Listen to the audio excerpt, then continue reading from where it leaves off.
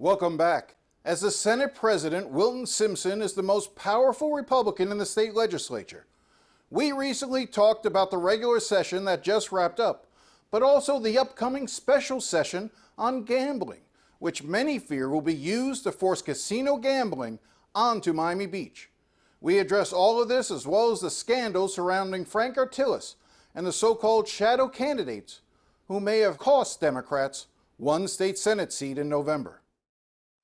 When you look back over the session, what are your main takeaways as to what was accomplished? It's kind of an amazing question because it felt like we did multiple sessions within the session. Right out of the gate, we did COVID liability protections for our businesses that opened. Obviously, we thought that was very important. We had a lot of folks that went to work every day from day one. There was no shutdowns for law enforcement or healthcare or truck drivers or farmers or any of those groups. And so I thought it was very important. And obviously, we were very proud to get that done early in session. It's something the governor made a big priority. When you look at the other things that happened in this session, and there's so many directions you could go in, the environment that we were, talk about all the time, we spent record amounts of money this year on structural changes to our environment, whether you talk about the Northern Everglades, Southern Everglades, but the wildlife corridors. We funded $300 million to buy up more of that area or to buy development rights. You highlighted some of the issues, and I'm sure there are others that you'll want to talk about. But I think one of the main takeaways that a lot of people have are the things that didn't get done this session. For instance, with regard to unemployment. We were not able to see an increase in the unemployment rate from 275 to 375, which by most standards would be a modest increase compared to what other states around the country are doing. Is that a failure? I know the Senate ended up passing it in its final days, but was that a failure to not get it done all the way through? Very good point, Jim. I think there's a two-pronged issue on that I'll talk about, but in the failures, we can talk about all of those. One of the major successes that along those same lines is everyone that works for the state, and I believe it's more than 10,000 people, will be getting a raise this year to $13 an hour, which leads me to the unemployment from 275 to 375. I think in normal times, we should be able to raise that. It's something that I said was very important. But today, and coming back and getting into my district and seeing the amount of help wanted signs with the enhanced federal unemployment benefits that we currently have, which I believe lasts through September, you have a lot of folks that are continuing to enjoy those benefits at a much higher elevated rate than they may get, at working a job even at $15 an hour. And so you have employers in this state that are just begging for employees. You can't drive in Little Dade City, Florida, without seeing dozens of help wanted signs. And it's amazing. Mr. President, I want to just hold you there only because I don't want to mischaracterize what you're saying, so I want you to be real clear here. Are you saying that people are too lazy to go back to work because they're getting $275 a week from the state of Florida? Absolutely not.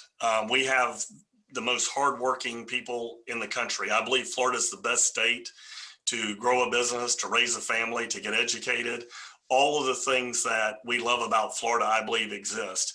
I believe that because of our fears of COVID, and obviously we've had over 36,000 of our citizens pass away from COVID-related illnesses or COVID itself, because of that fear, I think that our general population, as we continue to get vaccinated, will go out and seek employment and go out and feel more comfortable, not only seeking employment, but going out and living their lives again, taking their trips, going on their vacations.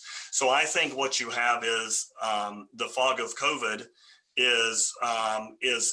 we're in the final stages of it is what I'm hoping. And that by the end of the summertime, most of our population will have been vaccinated who want to be vaccinated, and we will be back to semi-normalcy. I believe by that point, the folks that are staying home that are not wanting to go re-engage yet because of their other fears, whether it's COVID or other issues they have going on, currently are having very high enhanced benefits on unemployment. And I think that because of their fear, they're staying home rather than going and seeking employment. I don't think it's lazy is not an answer I would ever use ever.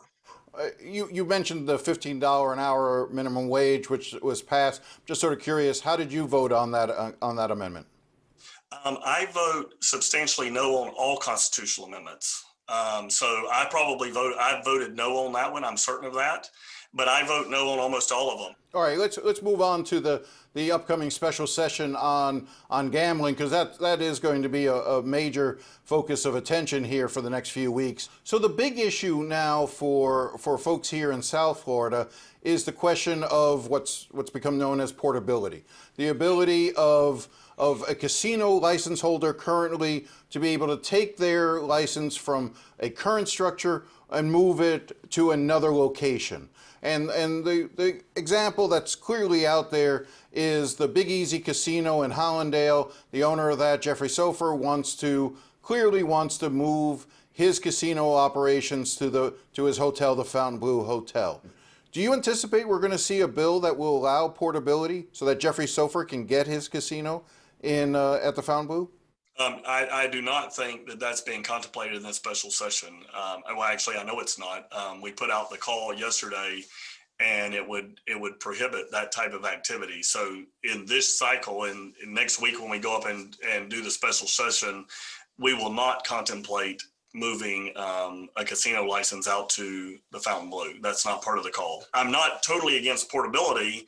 I'm against portability that would run over local communities to make it happen. It sounds as if you're saying exactly what, for instance, Miami Beach Mayor Dan Gelber, what Armando Cadena, what Norman Brayman have been arguing for. It sounds like you're in agreement with them that there will not be a casino in the Fontainebleau as a result of anything that takes place in this special session. I believe that to be true. Have you told Jeff Sofer that? Have you told him, sorry, this is not going to happen this year?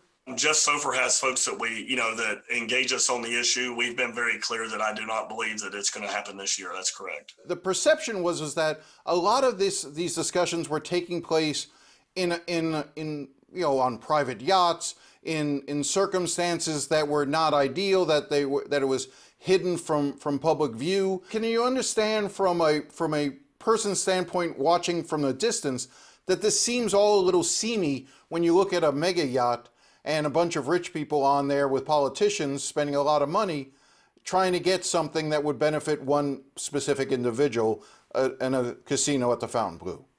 Well, when you look at the process, Jim, I've said this to many folks, judge us by the finished product.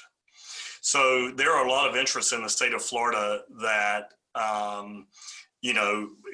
give resources to political candidates, your opponents, if they don't like you. And so I think there's always going to be money in politics. I think there are always going to be business people that are going to come to the legislature with the needs that they have. I think that what you should judge us on is based on what the finished product is. I have to ask this question.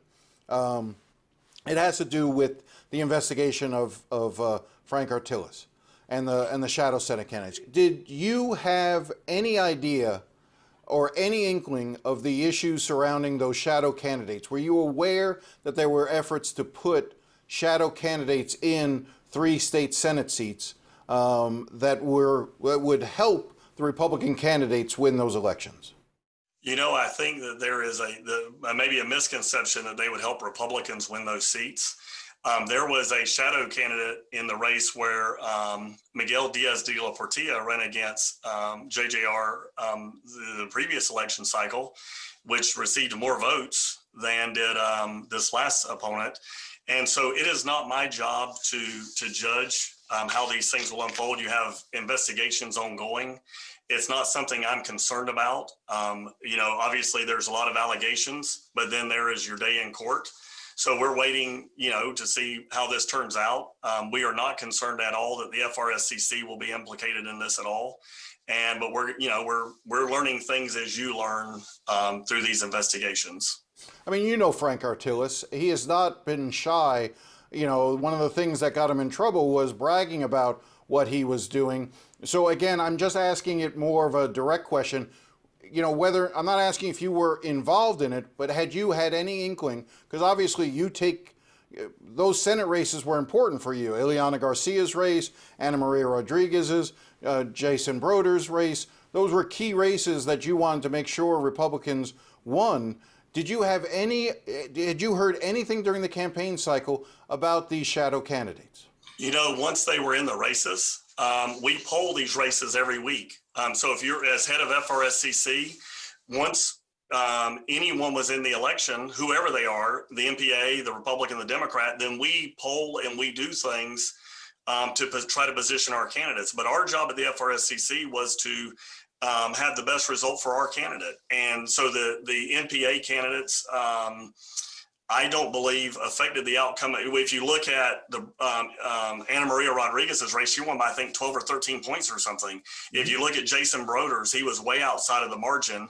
And on the Ileana Garcia race, I think she won because of the work ethic and the amount of time she spent in that district. But did you have any idea that Frank Artillis was up to this? Any idea whatsoever? So there's the allegations, right? The allegations are is what we had no idea of what would be alleged with Frank Artillis. No.